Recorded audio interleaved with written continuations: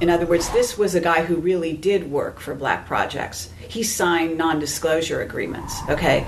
Whereas Andy Bishago and Laura Eisenhower are more experiencers coming forward, okay?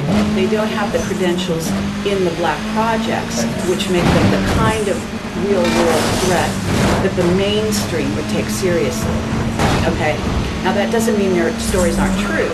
It simply means that if you wanted to back that up with documentation. Now, Andy is trying to bring documentation forward, but even that is very difficult.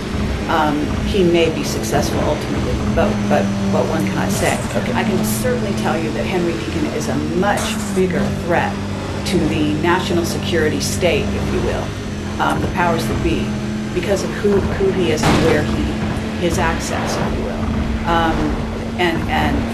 Than either of them. So it's a level of threat, if you will.